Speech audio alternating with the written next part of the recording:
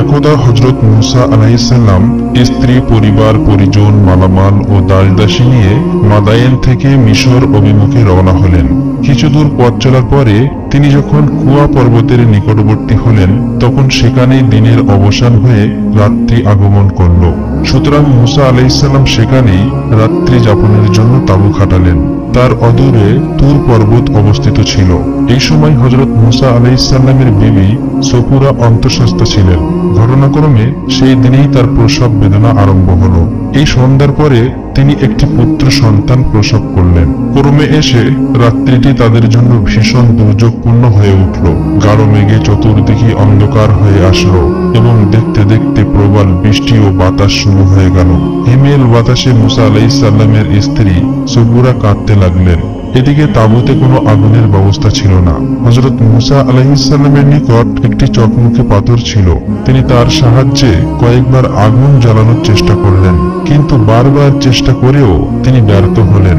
অথচ অন্ধকার দূর করার জন্য এবং বিবি সফুরার শরীরে উত্তপ সঞ্চয়ের জন্য আগুনের একান্ত প্রয়োজন ছিল।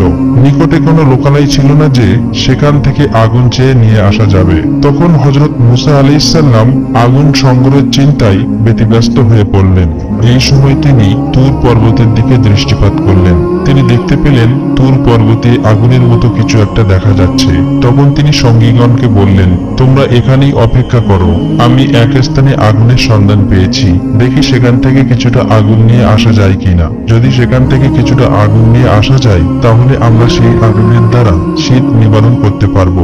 অথবা দেখি সেই আগুনের নিকটে কোনো লোক পাওয়া যায় কিনা, যার কাছে আমরা সঠিক পথের সন্ধান জিজ্ঞাসা করতে পারি। এই বলে হযরত মূসা আলাইহিস সালাম সেই আলোর পানে ধাবিত হতে লাগলেন। তিনি যখন তুর পর্বতে গিয়ে উপনীত হলেন, তখন আল্লাহ রাব্বুল আলামিনের তরফ থেকে অদৃশ্য ওহী আসলো, হে মূসা, আমি তোমার প্রভু, অতএব তুমি তোমার পায়ের জুতা খুলে ফেলো, কেননা তুমি তোমার কুয়া নামক পবিত্র উপত্যকায় এসে পৌঁছেছ।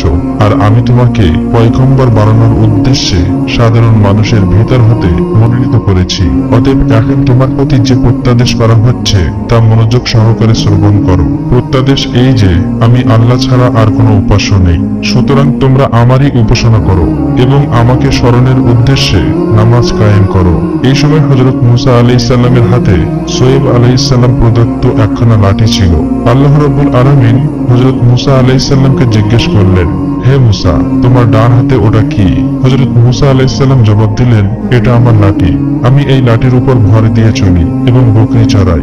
গাছের পাতা বকরিকে পাড়িয়ে খাওয়াই। এছাড়াও আমি লাঠি দিয়ে অনেক কাজকর্ম করি। এরপর আল্লাহ রাব্বুল আলামিন বললেন, হে মূসা, তোমার লাঠিখানা মাটিতে ফেলে দাও।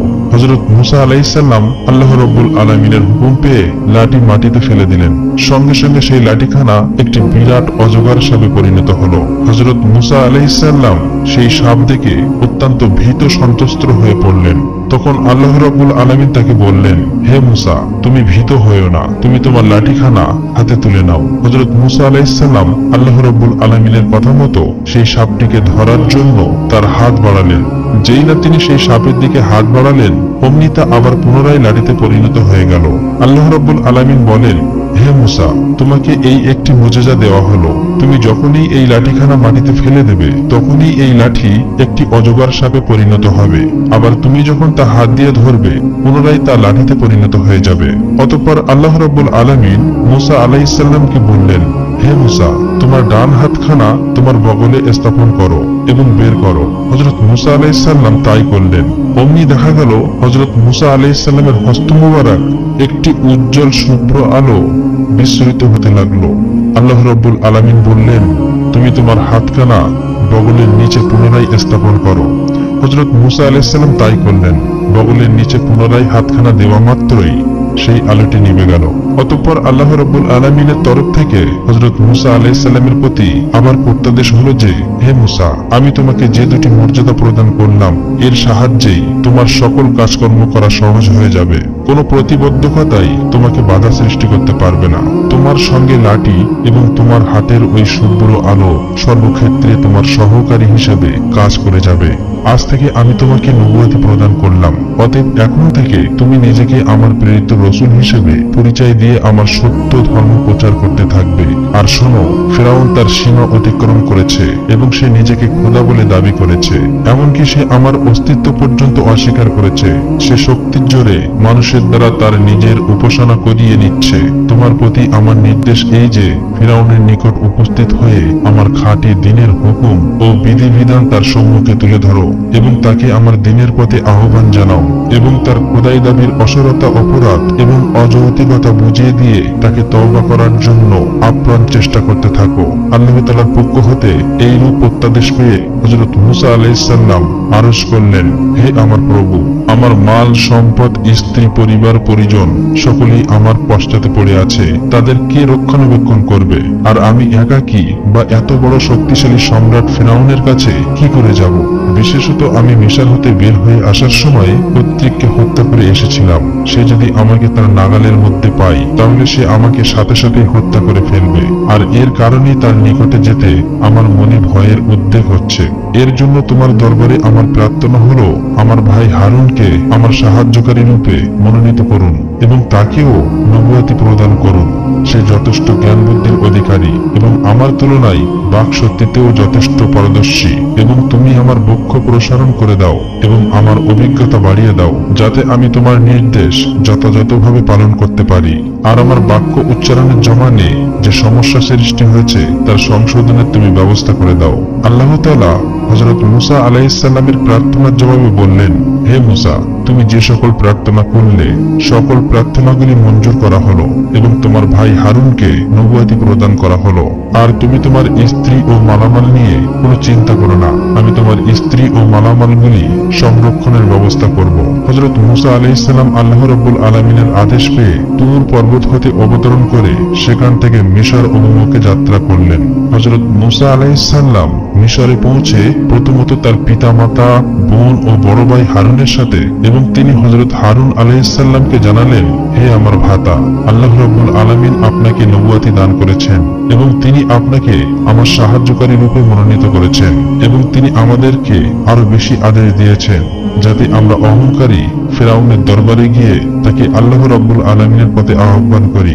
অতঃপর উভয় ভাই একত্রিত হয়ে ফেরাউনের দরবারে রওনা করলেন। ফেরাউনের প্রাসাদের সম্মুখে অনেকগুলি খেজুর গাছ ছিল।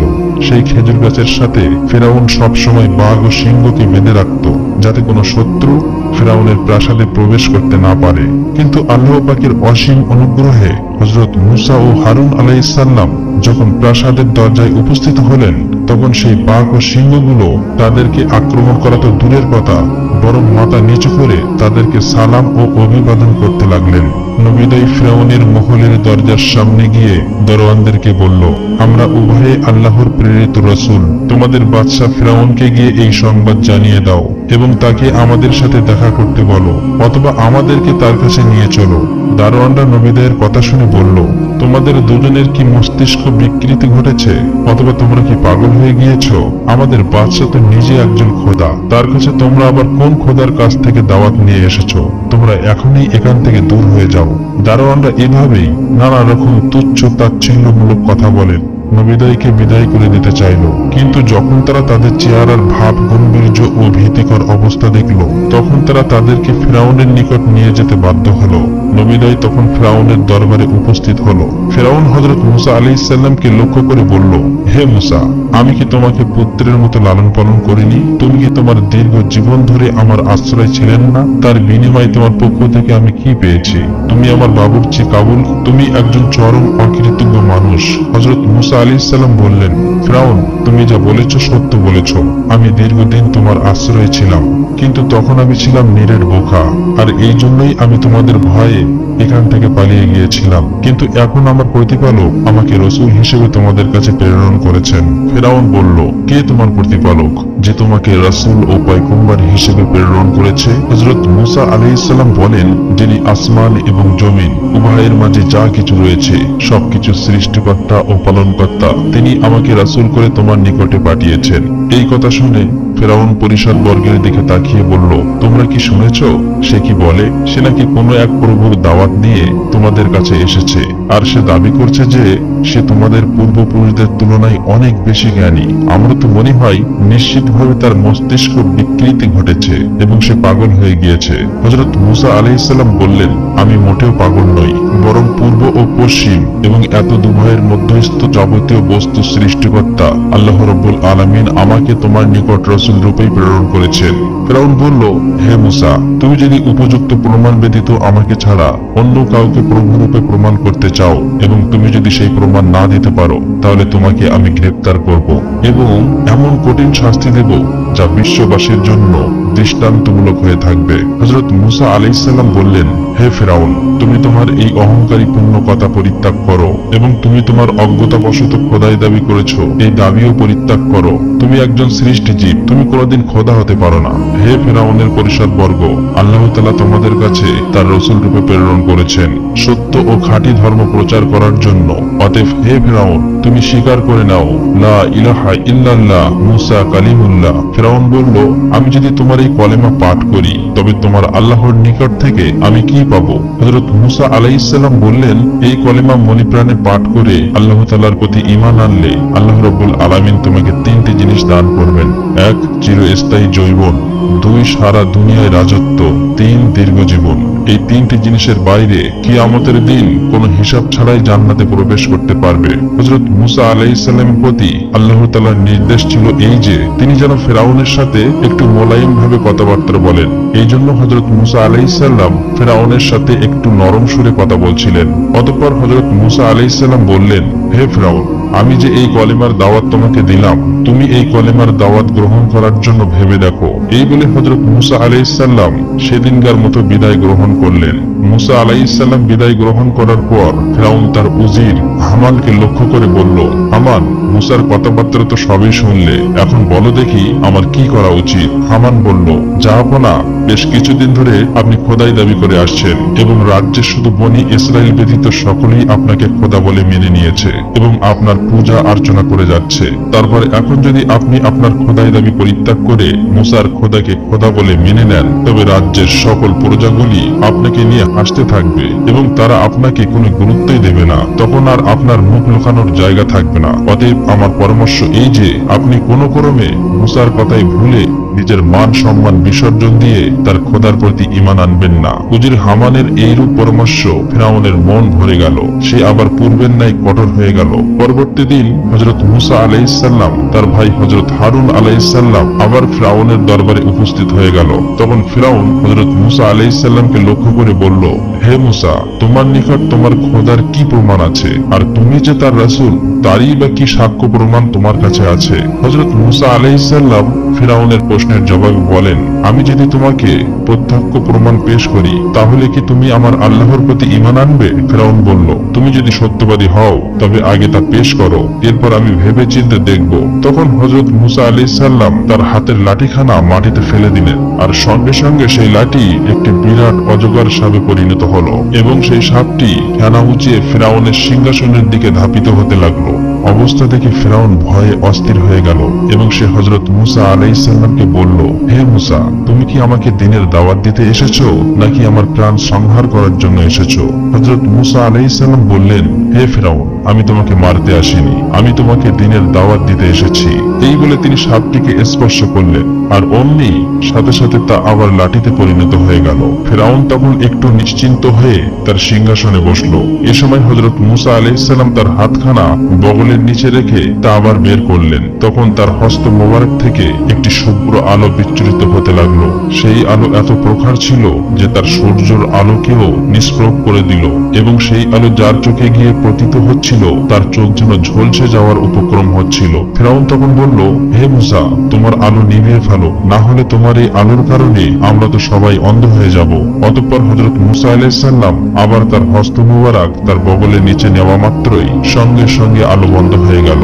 এই এইসব মুজিজা দেখে ফিরাউন আল্লাহ রাব্বুল আলামিনের প্রতি ঈমান আনার ব্যবস্থা করলো। কিন্তু উজির হামান যখন ফিরাউনের এই মনোভাব বুঝতে পারলো, তখন সে ফিরাউনকে বলল, জাহাপনা, মুসা একজন মস্ত বড় জাদুকর। তার এই সমস্ত জাদু দেখে আপনি ভয় পাবেন না। আপনার রাজ্যে মুসার মতো এবং তার চাইতে অনেক বড় জাদুকর রয়েছে। তাদের দ্বারাই আমরা মুসাকে পরাজিত করতে পারবো, জব্দ করতে পারবো। হামানের কথা শুনে ফিরাউনের মনে আবার সাহস আসলো এবং তার মনের অবস্থা আবার পরিবর্তন হয়ে গেল। তখন সে হযরত মুসা আলাইহিস সালামকে বলল, হে মুসা, আমার রাজ্যে তোমার মতো অনেক জাদুকর রয়েছে। তুমি যদি তাদের পরাজিত করতে পারো তবে আমি তোমার খোদাকে বিশ্বাস করব। হযরত মুসা আলাইহিস সালাম বললেন, আচ্ছা তাহলে তাই হোক। এবার বলো কোন দিন তোমার জাদুকরের সাথে আমাকে মোকাবেলা করতে হবে। ফিরাউন বলল, সামনে আমাদের একটি উৎসবের দিন রয়েছে। সেই দিন অনেক মানুষ একত্রিত হয়, আর ওই দিন তোমার সাথে আমার জাদুকরের মোকাবেলা করবে। হযরত মুসা আলাইহিস সালাম বললেন, ঠিক আছে তাহলে সেই কথাই রইল। এই বলে হযরত মুসা আলাইহিস সালাম ও হারুন আলাইহিস সালাম ফিরাউনের দরবার থেকে বিদায় হয়ে গেল। এরপর ফিরাউন পুরো রাজ্যের লোক পাঠিয়ে দিল জাদুকরকে একত্র করার জন্য। কিছুদিনের মধ্যেই 4000 জাদুকরকে রাজধানীতে সমবেত করা হলো। ফিরাউন ভাবলো এই সকল জাদুকরকে দিয়ে মুসা আলাইহিস সালামকে পরাজিত করা যাবে। এরপর সে উপস্থিত জাদুকরকে লক্ষ্য করে বলল, হে জাদুকরেরা, আমি প্রায় 300 বছর ধরে তোমাদেরকে লালন পালন করে আসছি, কিন্তু তার বিনিময়ে আমার কোনো ব্যক্তিগত কাজে তোমাদেরকে ডাকিনি। কিন্তু আজ আমার সামনে একটি ভয়াবহ বিপদ এসে উপস্থিত হয়েছে, আর সেই বিপদ থেকে আমাকে উত্তীর্ণ করতেই হবে। সেই জন্য আমি তোমাদেরকে সমবেত করেছি। তোমরা প্রত্যেকে সর্বশক্তি দিয়ে আমার বিপদ মুক্তির জন্য চেষ্টা করবে।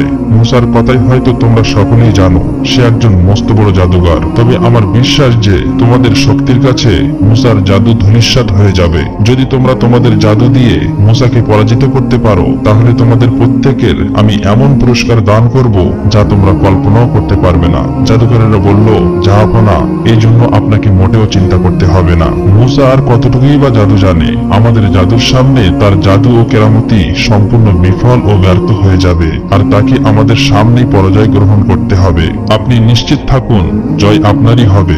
অতঃপর নির্দিষ্ট তারিখে ফিরাউনের নির্বাচিত 4000 জাদুকর ময়দানে এসে উপস্থিত হলো। জাদুকর প্রদর্শনের জন্য একটি উপযুক্ত ও প্রশস্ত মাঠ নির্বাচন করা হয়েছিল। দেশের সকল মানুষ সেই মাঠে এসে উপস্থিত হলো। তারা দেখতে এসেছে মুসা ও ফিরাউনের জাদুকরদের মোকাবেলা, এবং তারা দেখতে চায় এই মোকাবেলায় কে পরাজিত হয়।